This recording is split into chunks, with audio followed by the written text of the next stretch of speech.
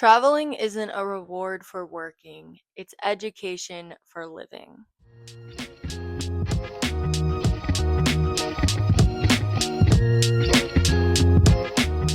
Hey y'all, welcome back to the Interlinked podcast. I am your host, Ray, and I'm so grateful that you're here. I know it's been a minute, and by a minute, I mean 6 months. Bro, when I tell you, I looked at my fucking Spotify and I was like, yeah, I know it's been a while. Like I've been kind of pushing this off. I've been slacking a bit, I've been busy. I see the date. It's like January 29th or something like that.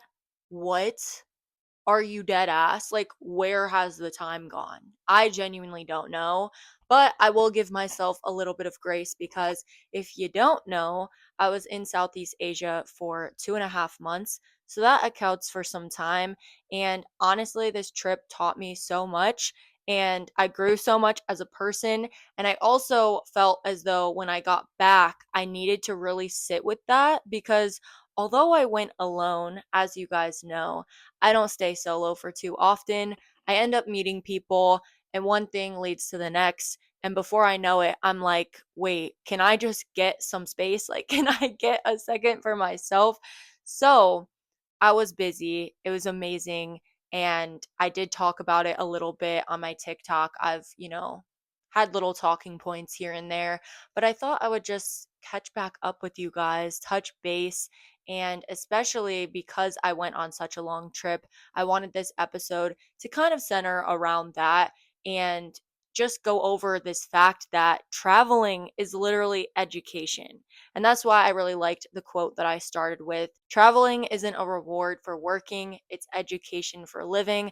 I just think that can't be more true. The amount of knowledge that you gain when traveling is truly, I can't even put it in words. And especially when you do go solo and you're just meeting new people and you're navigating new places and you're building your confidence truly to do anything that you set out to do. Because the second that I got back, I felt this need to lock the fuck in and just send other things.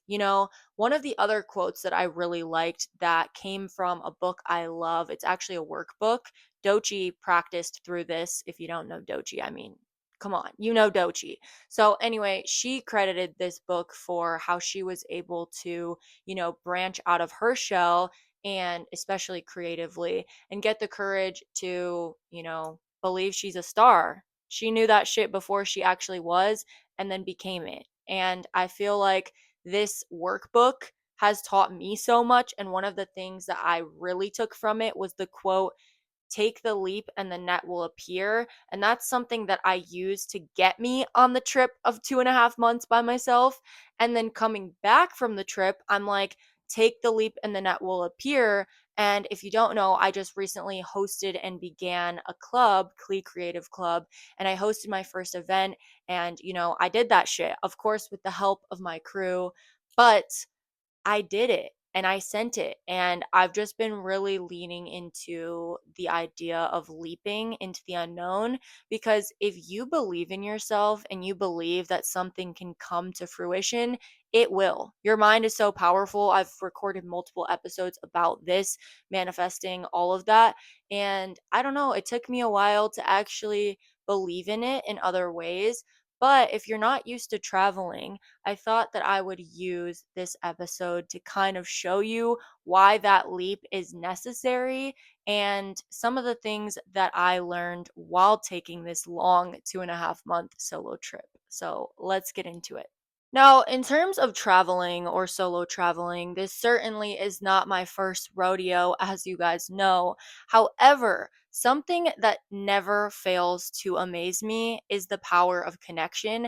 And I feel like this is a theme in my life in every area. Like, I became a teacher because I care about connection with students. I care about creating a bond that makes them feel safe, that makes them feel as though someone is actually rooting for them, not just getting them to understand a formula or whatever it might be in a math concept world, but actually caring and actually seeing them.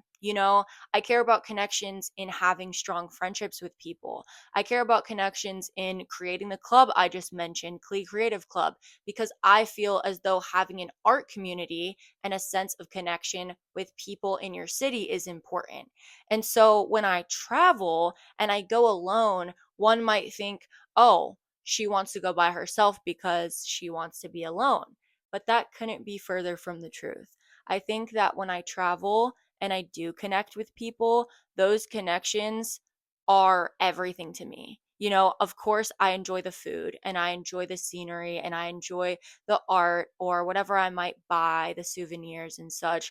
But the connections that I build with complete strangers is just absolutely insane to me. And so I just wanted to start with that because I managed to find the most incredible people on this trip. If you don't know, I started with Thailand and I went there. I went to Bangkok. That's where I flew into. I was there for a couple days. And even before I got out of the airport off the plane, I had already met girls in the Hong Kong airport. We had just been in this waiting area. We're all kind of lingering about, but as you look around and you see people that are also your age with two backpacks, it leads you to kind of ask the question of, where are you going? Like, is Hong Kong the final destination or what's next? Because for me, I had to fly from Cleveland to California to Hong Kong and then to Thailand. So I'm kind of just sitting here wondering, is everyone else going to Thailand as well? Or, where's their final destination? Somehow one thing led to another, and we all end up talking. We create a group chat. We make plans to talk after the flight to get our money exchanged together. And it's like something that might appear daunting showing up alone instantly became so freeing and so comfortable because I knew the second I got off the plane, we were going to figure this shit out together. And I ended up getting lunch with two of the girls. We were staying in the same hostel at one point. We ended up hanging out even later after that. I'm actually meeting up with one of those girls that I met on the first day of my trip in less than a week. I'm going to California and we're hanging out. So it's like it's insane. So that was the beginning of my trip. And then, so anyway, I go to Bangkok. I'm there for a few days. I go to Chiang Mai and I'm doing a work exchange. So if you don't know, you can work at a hostel in exchange for accommodation. Sometimes that includes food or activities, whatever it might be. And so I saw this posting, I applied, I got approved before I was even out of the country yet. So I take my 10 or 12-hour bus, whatever it was, from Bangkok to Chiang Mai. I pull up to the hostel I'm about to be working at. And of course, when you do something new, you're in a new place, you're unfamiliar with the area or the people that are there, you feel a little bit nervous. However, I've done this shit before. And so I was feeling ready and I was feeling safe in the sense of this is going to be a place I'm going to be at for a long period of time. So I'm going to be able to get comfortable and acclimated. And I'm just hoping at this point that I work with cool people because that's half the fun of being at a hostel and working there is working with other travelers. So I'm immediately greeted by another worker, Karina, and she makes me feel so comfortable. She kind of explains what we're going to be doing, what's expected of us, all of that. And then I also meet the owner of the hostel, Mimi. And this was a cool experience because the hostel's pretty new and things aren't as, organized or as set in stone as other hostels, which is kind of fun because you get more input and you get to play around with like, oh, I think this system would work better. I think we should do this instead. And, just having more of that, like, we started from the bottom energy. So I immediately clicked with Karina. And then this other guy, Levi, he was actually staying at the hostel. And then his energy was so good and so in sync with ours that Mimi was like, bro, do you want to just work here too? So we were so excited to have him. And then this other girl, Emily, she was staying at the hostel, but basically became our unofficial other hostel worker because This girl hung out with us for the entire time that we worked there. And it made sense for her in her journey because she had already gone to Indonesia and Vietnam. So she was feeling like very exhausted and wanted kind of a home base. And so she was just kicking it with us to the point where I was like, I really want to go to the gym. And she's like, dude, I will stay at the front to make sure, reception is covered if you want to go. And I'm like, you do not have to do that.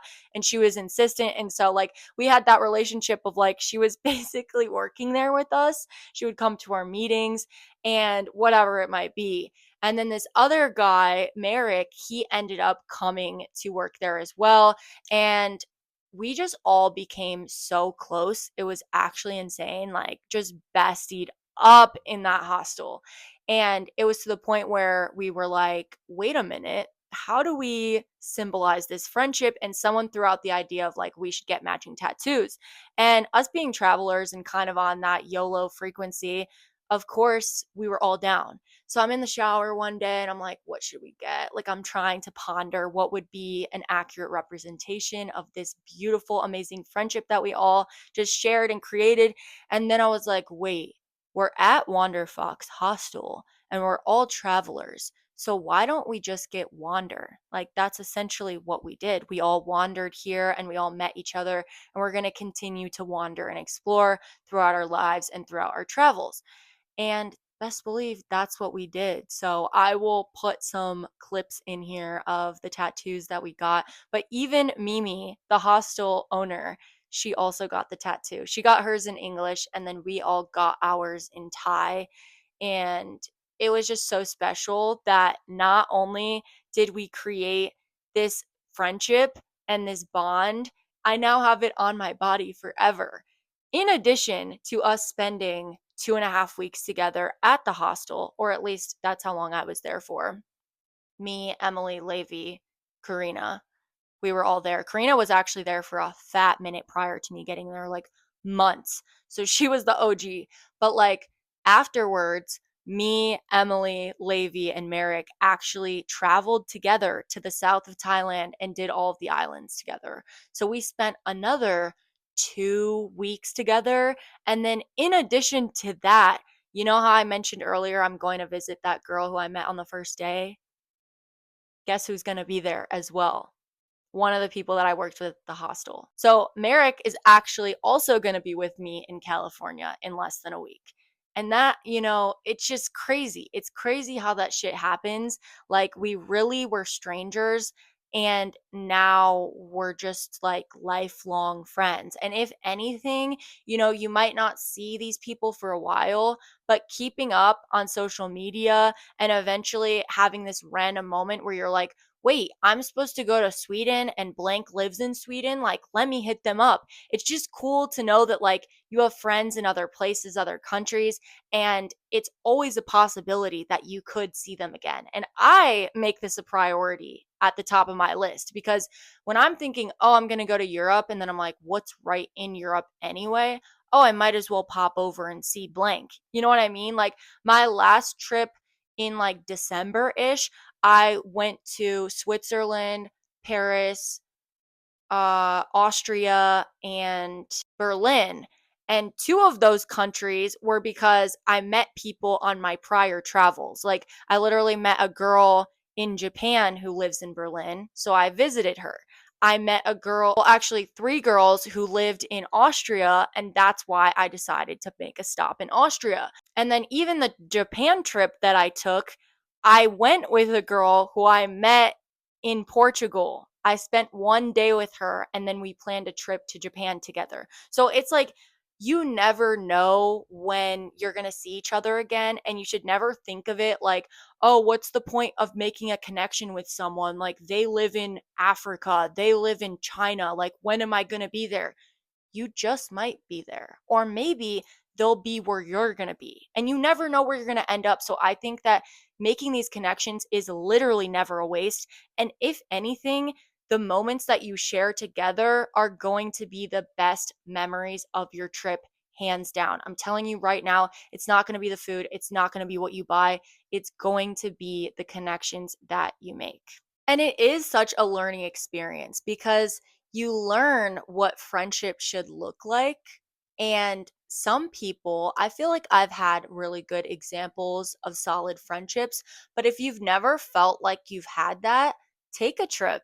I'm telling you, take a trip and you will be so surprised by the amount of care and consideration that happens like this from people who you just met. Like, I'm talking about to the point where we would walk around and let's just say, for example, one of my friends, Emily, who I worked with at the hostel, she had said that she wanted a big t-shirt to sleep in. And that's kind of something that she was looking for. And I just peeped every moment where like Merrick would be like, "Oh, Emily, is this a shirt that you might like? I know you said you wanted that." Or Levi would be like, "Em, do you like this shirt?" Or I'd be like, "Wait, that might be a big shirt you could wear." Like we all had our eyes peeled to that big shirt. Or like for me, I'm a junk journaler. Okay. So someone would pick something up, like Levi would be like, "You want this for your junkie?" And I'm like, it was just so cute that like we all knew each other and we knew what each person valued. And we were always making it a point to bring that to the attention of that person, even if they weren't thinking about it themselves, which is actually so sweet. And I think the highest form of consideration because like I'm thinking about something just because you brought it up one time. How amazing is that? You know?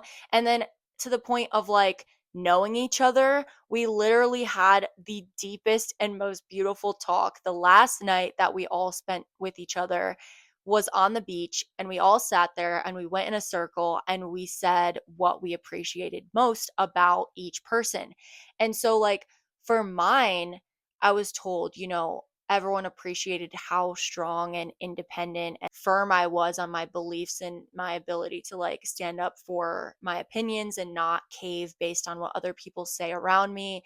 And I was like, oh, I didn't realize that was such an apparent value or characteristic that I expressed. And it felt so good to be seen for that because that's, of course, something that we all kind of strive for. So I thought, wow, that's amazing. And then, everyone kind of went around and said, like, we appreciate Emily for her empathy, always thinking about us, even when we're not thinking about it ourselves. Like, kind of what I mentioned earlier, but like on steroids. Like, Emily is and was the most considerate person I've honestly ever met. Like,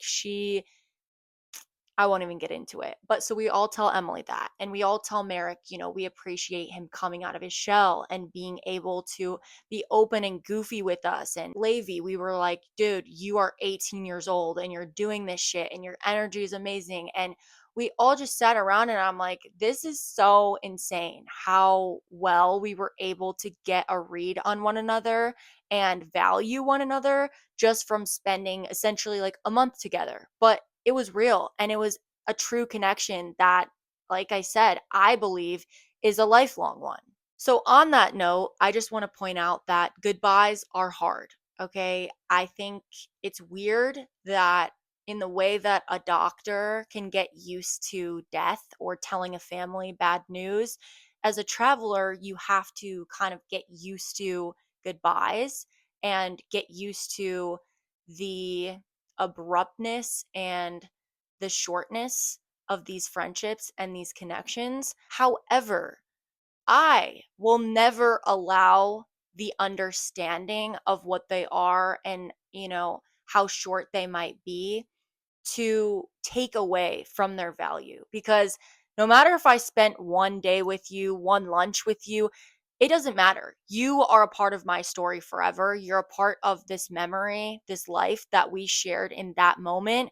We had it together, and that means something. Each person that you meet offers you a new perspective. And I want to take a little bit of time to actually go into that as well because although you might have only spent one day, like I said, they might have taught you something or even just said something or noticed something that you carry with you for the rest of your life. On kind of a smaller scale, but depending on your perspective or the way that you look at it, it's actually not as small as you think. It can just be fun to meet people that have cool accents or say phrases that you're not used to hearing. Like, you'll meet a lot of people from Australia, from the UK, all of that. And it's like, I'm constantly thinking about what they're saying if I've never heard it before. And I'm like, wow, I'm going to use that. Like, that's getting added to the vocabulary. Like, something that I picked up was from the UK girlies. If they didn't want to do something, they didn't want to go out, they didn't want to do some type of event or activity, they would just be like, I can't be bothered. No, I can't be bothered. They loved saying that. And so I was like, yeah, add to cart. I'm using that. Or like my girls from Ireland, they'd be like, I'm not arsed to go. And I'm like, arsed, arsed. I'm not arsed to go. Like, I'm not even going to attempt that accent, but like, I don't know. I thought that was cool. Just hearing the different ways that people speak is fun. And like I said, you can put that at a small scale or you can put that at a large scale, because if you're from a small town and you're used to being around the same type of people, the same ethnicities all the time, and then you go outside of your comfort zone to a different place where there's so much change, so much exposure to new cultures and, accents or whatever it might be, you need that. Like, you need to get out more, because having exposure to other people is very essential. It expands your worldview. It gives you different perspectives on life that are necessary for you to understand and for you to hear about.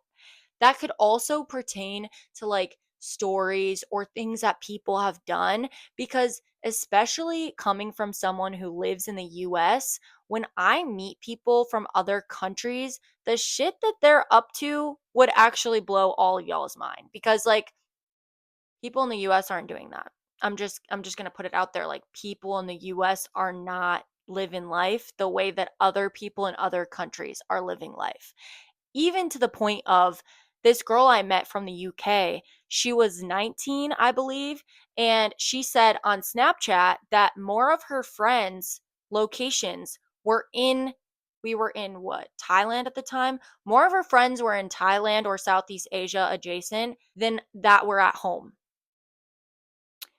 More of her friends were in a different country than at home, because the UK encourages you to take a gap year after high school.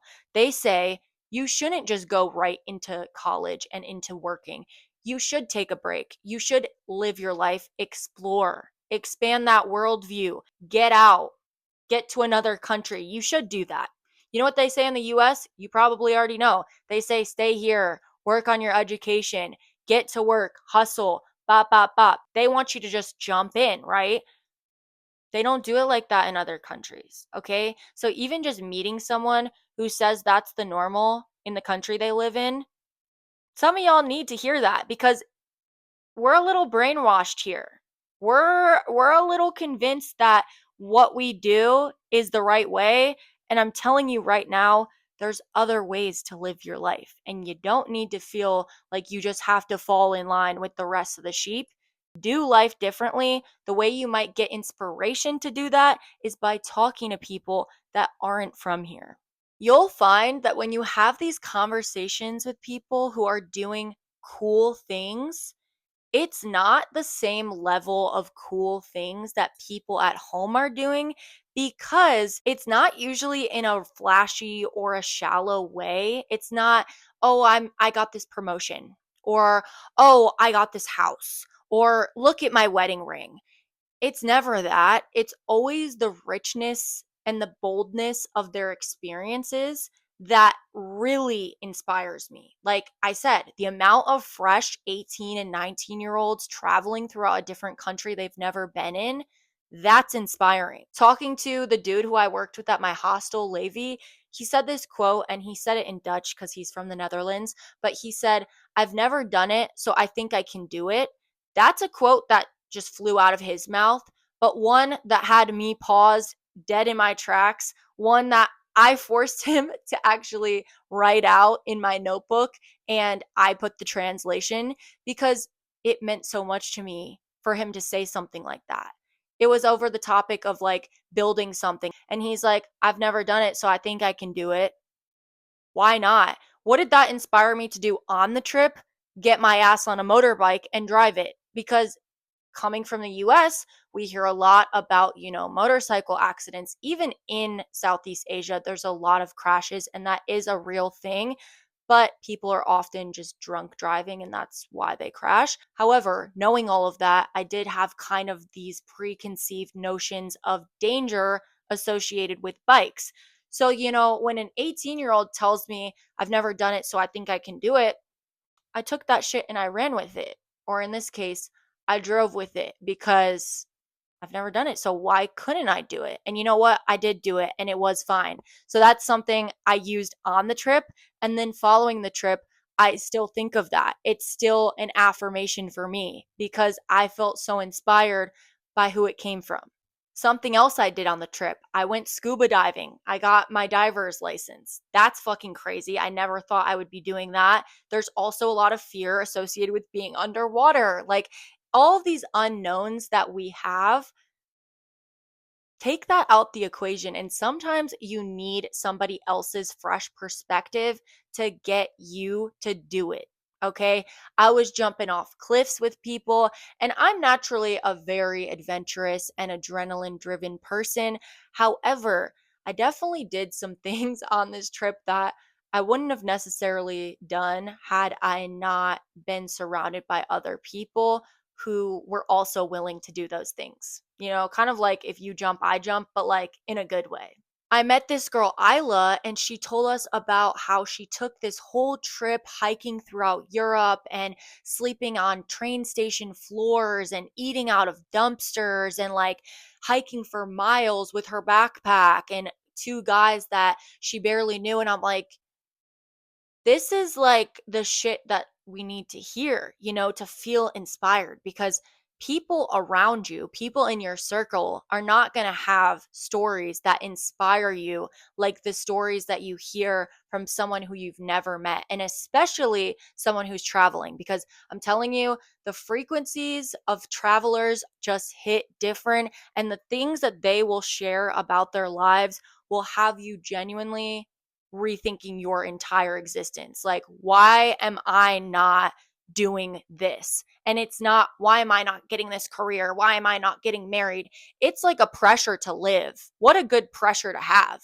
I need to live more. I need to experience more. I need to be bold more often. That's the shit that you should be trying to, I guess, measure up to, not the size of your wedding ring.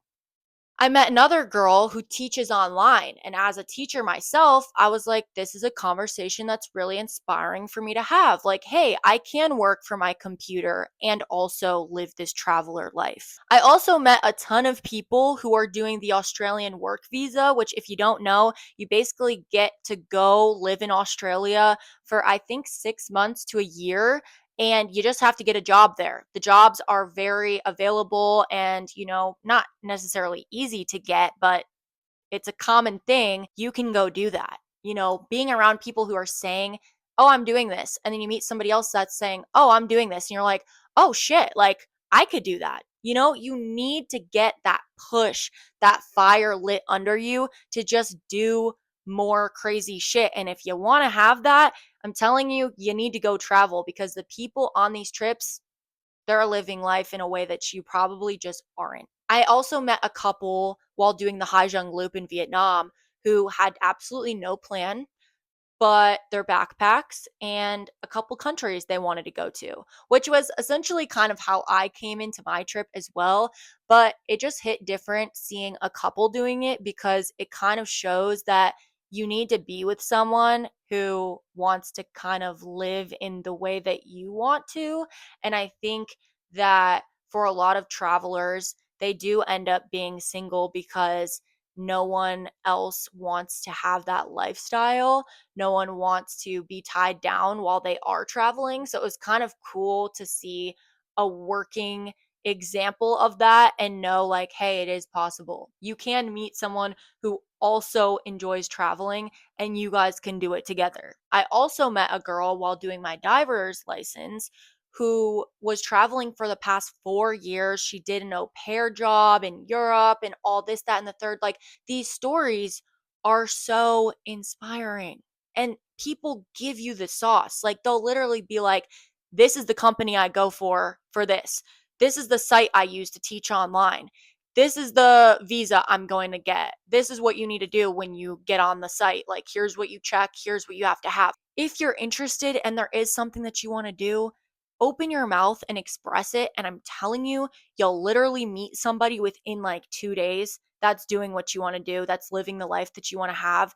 And you can figure it out through them doing it. Them doing it is proof that you can do it too. I really just think that the key to making connections like these is being open and having that frequency of receiving and that frequency of I am exactly where I'm meant to be, and you will meet your people. And while we're on the subject of connection and feeling inspired by other people and using other people's experiences to fuel your own hopes or visions or dreams, I feel like this is a good time for me to announce that I will actually be hosting my very first group trip. This is going to be all girls. We're going to San Jose del Cabo, which, if you don't know, is in Mexico. And I chose this trip in particular because out of all the group trips listed, I felt as though this one aligned with me most. And I always think that that should be top priority. Who are you? What do you stand for? And why would you want to be there? Those things are what I was thinking about when I picked this one. And so, just to give you a little bit of insight onto what the vibes are, think we're waking up in the morning, we're doing yoga, we're doing meditation, we're doing restorative sound healing, we're eating breakfast together, we're eating lunch together, we're doing artsy things. So, in terms of artsy things, there's not only a ceramics 2-part series that we're going to be doing, but there's also a youth creative space that we're going to be working with people, youth that are from this area in doing arts and crafts. And as I mentioned before, I'm a teacher and I also just started a craft club. So I saw that and I was like, I'm in immediately. Like that is me, and that's something that seems really special. So that's one of the things that we're going to be doing. There's also another component that feels really special to me, which is kind of a cooking or agricultural aspect. We're not only going to be learning about how cacao chocolate is produced, but we're also going to be going to a mango farm and kind of understanding how that all comes together, which is super sick to me. Who also doesn't love chocolate and mangoes? Like, come on. Something else we're going to be doing is a local beach cleanup, which is important to me because I'm very about environmental shit and keeping the world safe and clean and healthy. And so that seems like something that will be really fun and a way to give back to the community. And then lastly, we're going to be doing a lot of art centered things, which some I already mentioned, but one being this cool art walk and exploring galleries. And of course, just spending a lot of time with each other. This trip is really centered around connection and healing and being vulnerable with one another. So I think it being all girls is going to be such a special way for us to kind of let the world go and just be in our feminine and be in our vulnerability and just have that community that maybe some of you or even me don't have at home. So if you're interested, this will be taking place March 8th to the 14th of 2027. And I do have a WhatsApp group chat going right now. You'll get more information about, specific details, the actual itinerary breakdown, costs, and all of that. So if you'd like to join, I will have the link in this description. And then also I have it in all my socials, my Instagram and my TikTok bio as well. Join that. That's step number 1. Step number 2 is packing that backpack and hitting the road with me. There's obviously going to be so much help in between all of that. So don't be afraid. Everything's going to be taken care of for you. Like, you will not have to lift a finger. Everything is planned. And there's also room for us to just kick it and do whatever we want as well. So I'm really, really excited about this. And I just know that the universe is going to bring all of the right girls to me. And if you're watching this right now, the universe planted you here. And not even on some weird woo woo shit. Like, I'm not some pyramid scheme weirdo. I just know that based on data, which data being my previous connections and my current connections with other travelers that I've made on my trips, I am always in the right place at the right time. And if you come on this trip, I have no doubt that you will be in the right place at the right time because we'll be there together. It's going to all make sense and we're going to have an absolute ball. So think about it. Just join the group chat. And if you want to know more, I'll answer any questions you might have. This leads us into the next thing I learned while traveling. What a perfect segue. The next thing I want to talk about is the amount of decisions that we make as travelers. So, like I said, if you go on this trip with me, you're not going to have all of this. But when I just went on the trip for 2.5 months alone in Southeast Asia, decision making, decision fatigue, it was definitely a prominent struggle for me and something that I struggle with day to day in general. Like, even at home, I really, really do have a hard time making decisions. I know I'm a Libra, but this shit is, I don't think just having to do with my sign. Like, it's a hard thing for me. I don't know if I got ADHD or what it might be, but like, as a traveler, you are going to make a lot of decisions, whether that's deciding what you're going to eat for each meal, what activities you're doing each day, what hostel you're staying at each night, how you're getting from city to city, like what transportation, what country you should go to next. There is just so many decisions to be had, and it can be very, very overwhelming. You can also get lost in the what ifs, which is something that I faced a lot on this trip that, you kind of always do, but it was really heightened on this one in particular because there's so much freedom to choose. And especially coming from someone who doesn't plan anything, like anything, there's always going to feel like a million paths to go down. And how do you choose the right one? How do you know if you going to this country or staying in this hostel or eating at this place, which seems like the least, important out of those two that I just listed? How do you know that those are the right choice? How do you? But here's the thing, you don't know. And in that not knowing, you should feel a little bit more peace because you can't predict the future. You can't know what will happen if you go down this path versus this one versus this one. You don't know who you'll meet if you go on this one versus this one versus this one. And that's why I think it's very important to not compare yourself and not live in this world of, well, I should have left earlier. Oh, I should have stayed at this place. Oh, I should have not went here. You can't think like that. If you think like that, you're not only taking yourself out of the present moment, but you're invalidating every experience that you've had along the way. And by experience, you're also invalidating the people that were with you. Not like they're taking offense to it. Like, oh my God, you wished you didn't go here, so you wished you didn't meet me. Like, that's not what I mean. But like, you should be thinking about that. You should be appreciating, well, if I didn't stay at this hostel, I would have never met Adam. If I didn't stay at this hostel, I would have never went to dinner with this person who then allowed me to meet her. And now I'm traveling here with them. It's insane how wild this web of connections and this web of experiences unfolds and gets tangled up and untangled. But that's how life works in general. Even when you're not traveling, you make these decisions. They don't feel as important or as heavy because it's not like, what country should I go to? It's more so just like, what do I want for dinner? But you get what I mean. Like, we face these decisions all the time. It's in your mind to decide their value. So instead of attaching the value to what you chose, attach the value to how it unfolded. Understand the value in how it unfolded.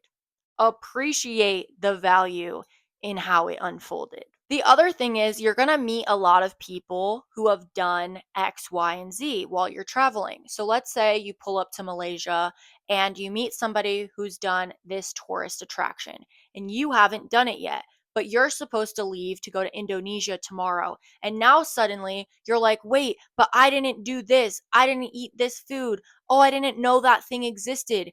And you start to feel like, fuck, I missed out, or I should have went here, or I should have stayed an extra day, or you're going to feel that a lot. You really are, because we're going to be talking to each other. We're going to be seeing people's Instagram stories that we followed on our trip, and we're going to think, "Oh, I didn't do that. Shit, like I should have went there."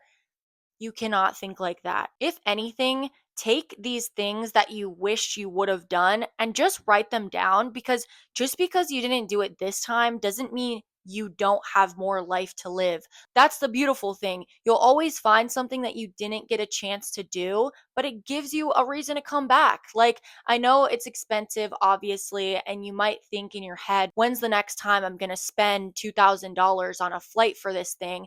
That's valid, but you have more life to live. And if you actually loved a place, it's nice to have a reason to come back to it. You're not going to ever be able to go to every restaurant, every activity, meet every person. Like, it's just not realistic. So don't dwell in the comparison. Instead, focus on your experiences and the positives that you had in your own timeline. Everyone's timeline is not yours. And if you try to compare, or you try to think about it from a lens of, I need to check these activities off, you're not going to actually have a good time, which leads me into my next point. Do not do things purely just for the check, just for the clout, just to say that you've done them. If there is something that you don't want to do, don't do it. Have the autonomy of self to know, hey, I don't really like boat rides, so I'm not going to spend blank amount of dollars to do this boat tour and then go here when that's not something I like, or something I appreciate, or something I value. There is a lot of power in creating your own path, especially when you do make all of these connections and feel like, hey, I really like this girl, but I don't really want to go here. She's not going to be offended. She's not going to be offended. And if she is, that's kind of fucking weird, because you came alone for a reason. Like, you didn't come with her. Even if you aren't alone, you didn't come with her. So that's the beauty in, having your own wave and having your own path, because you get to decide what you do and what you don't do. So don't take that away from yourself. Let yourself choose. And to that point, there are going to be moments where you decide you don't want to do blank. And because you didn't go with this group and you decided to go somewhere else, potentially alone, I just want to let you know those might also be very, very important moments for you.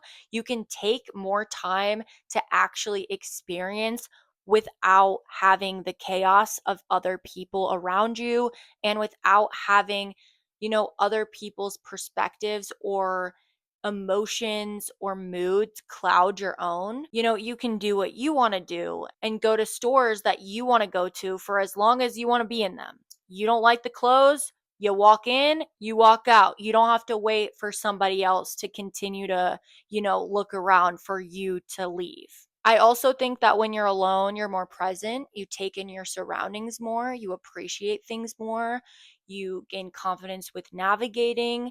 You might be more open to talking to somebody that you haven't talked to before, whether that's in a hostel, or maybe even just like a local on the street, or someone who works at the front counter at like a gift store, just asking them, hey, what's a good food spot around here? Like, you become a lot more open to communicating with not only yourself, your thoughts, but also strangers. So, moving on, I kind of want to just rapid fire the rest of this list, because not only is my back breaking right now, I do have other things I need to do with my day, and a bitch has been yapping.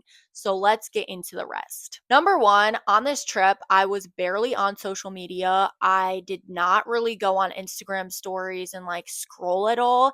I was barely even creating content for TikTok and shit, which I kind of got mad at myself about, because I don't know, I was like in my head thinking I wasn't making it a priority, and that means I don't take it seriously and all of this shit. However, one thing about me, I was living in the moment, which was really important to me, because it was cool to see that in my friend group that I had, at the hostel especially, we literally created our own brain rot. Like, the amount of phrases and like vocal stims that we had that didn't come from TikTok or a meme or Instagram or anything like that was actually so fun because, like, we did that shit ourselves. And it just brought back a lot of like the curiosity and the imagination and the kid like energy that we all have within us without feeling the need to rely on social media for that. You get what I mean? Like, we came up with that shit.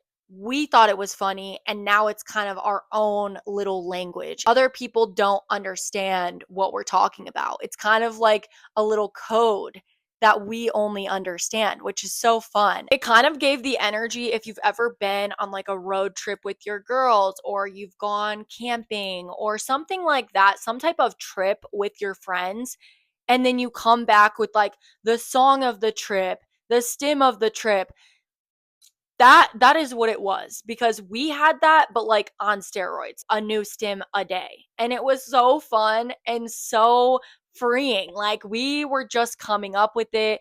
I felt like all of our minds were decluttered because we didn't have all of the TikTok sounds going through our brains, or like the TikTok memes or stims going through our minds. Like, they were completely cleared and open for us to just come up with the shit ourselves. In addition, you got to exist without feeling the need or the desire to have things that you don't have.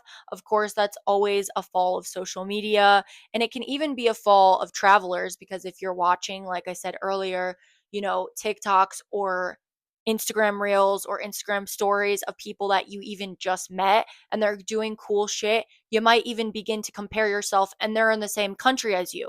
So I would just say, us limiting the social media usage, or at least me for sure, it was great. It was needed. It was such a reset. And if you haven't done that in a while, get off social media, come back on with that fresh perspective. Like, I'm telling you, you just gain so much from not being online. Moving on, this is kind of obvious, but the best food was the truly local shit. And when I say local, I mean, if I wasn't sitting on a stool like this far above the ground, I don't want it. Okay. If I don't see a pan that looks like it hasn't been cleaned in like 3 years, I don't want it. The food that I had in all the countries that I visited was always the best, the more authentic it was. Like, there's obviously nice restaurants and cutesy Instagrammable spots. I wasn't going to those. I wasn't going to those. If I was, it was just like I was starving and that was what was in the area. But like, do not allow TikTok to tell you where to eat.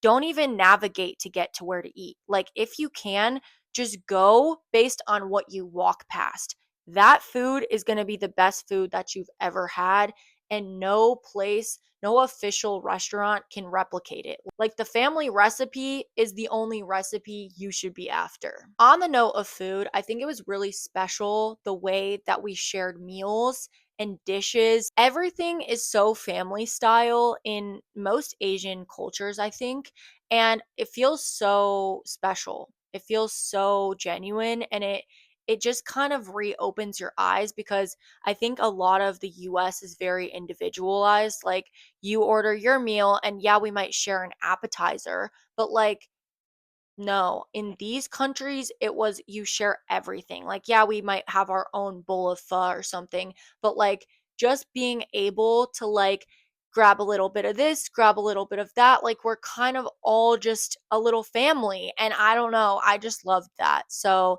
food has always been something that is really special to me, and feeling the closeness that I felt while sharing a meal with someone was just really beautiful and really special. Next, travel light. I've said this a million times. Will I ever take my own advice? Who knows? I thought I packed light on this trip, but to be honest, minimal. Like, minimal. My toiletry bag absolutely couldn't stand it. When I tried to get it to be smaller and like take stuff out, I had a weird issue of like not being able to let go of things because I thought I needed them.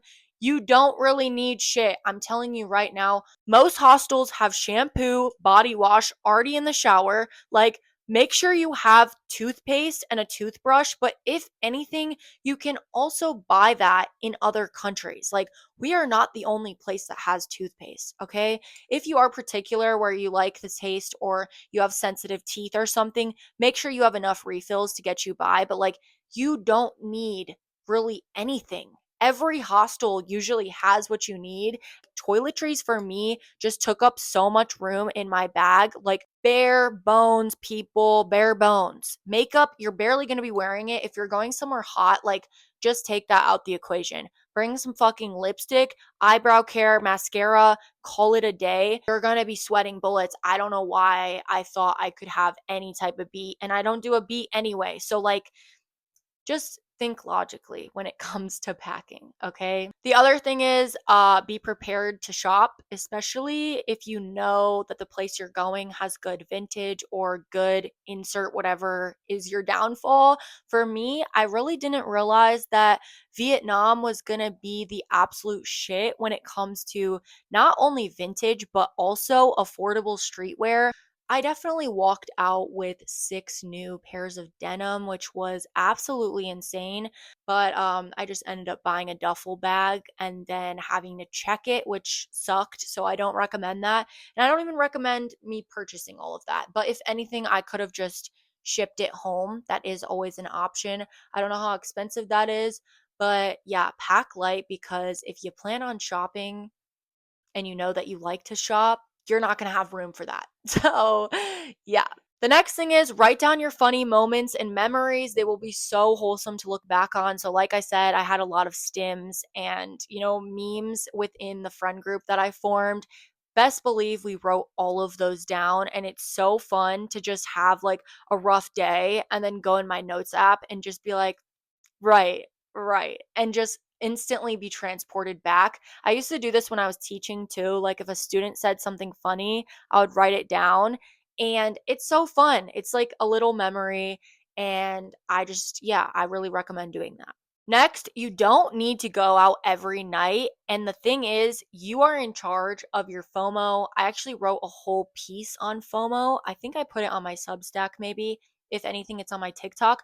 But basically, if you don't want to go out and you decide that based on your energy, based on your feelings, based on your body, based on what you have going on tomorrow, anything along those lines, and you don't want to go, don't go, number one. But number two, if you feel FOMO or you feel like you're missing out by not going, you are creating your own suffering. Like, you didn't want to go, so just stand on that shit. Don't cave. Don't just go because people are convincing you to, unless, like, sometimes that actually is good because you end up having a really fun night. But don't sacrifice your own feelings and your own energy. Just stand on it and enjoy your night. Don't even think about what other people are doing, because if you think about what they're doing, that's going to ruin your night. So why would you ruin it? Just don't go, and don't be mad at yourself for not going. Next, book your flights early. I can't tell you how important this is. Although I do like to not plan ahead, there is levels to the shit, because not planning ahead could look like, okay, I don't have the whole month planned, but you should have a rough idea where you're going. And if you know you're going to be going from one country to the next in particular, those flights can be very expensive, especially if you're like me and you wait till the day before to book them. Yeah, not the brightest idea. Sometimes it's fine, other times it's not. So, depending on the location, be aware of that. Also, in Europe, when I was taking trains and shit, prices do go up. So, make sure you are aware of where they're at now. And if it already feels kind of expensive, it's only going to go up from there. So, book your shit. Also, be aware that other countries use military time. So if you see that the flight is at 2 and you're thinking that's 2 p.m., it's not. It's 2 a.m. Okay? Take that from someone who missed their flight on the premise of military time. Okay? But on that note, money does come back around. So if you do fuck up, you do miss a train, or you book a flight that's really expensive, or you do an activity that's really costly, or whatever it might be, like, money will come back around. If it's something that you want to do and you think is a valuable experience, go for it. Like, me doing my diver's license, not cheap. Was it worth it? Yeah. Me doing the Haizhong loop, not cheap. Was it worth it? Yeah. So, you just have to rationalize it in your mind. Like, is this a memory or an experience that I'm really wanting to have? If so, stop thinking about how expensive it is and just fucking do it. On the flip side of that, though, it's never the bougiest things that make the moments. It's always the people, which I began the episode with, and I kind of want to wrap up the episode with as well. I stayed at one of the nicest, actually, it was named the nicest hostel in Indonesia, and it was about $30 a night, which in Southeast Asia is a lot, which is crazy because that's cheap for like Europe and shit. But anyway, it was nice. Was it the best? No. I think what made the best places the best was always the people. It was never how bougie it was or the fact that you get a free massage every day or a manicure. That was nice and all, but the connections that you make are always going to be on top. I feel like there is actually so much more now that I'm thinking about it that I've learned and that I would love to share with you guys about this trip. But like I said, I have some stuff to do, some places to be, some people to see. So we're going to wrap it up there. If you want more on traveling and my experiences, I actually think I'm going to come out with a couple more Substack articles. So you can follow me on there for that. And as always, you can always message me or comment on this if you want me to share anything specific, but we're going to end it there. So, thank you guys so much for listening. And as always, I'll leave you with the quote that we started with: traveling isn't a reward for working, it's education for living and living well. Okay. I will see you guys soon. Thanks so much.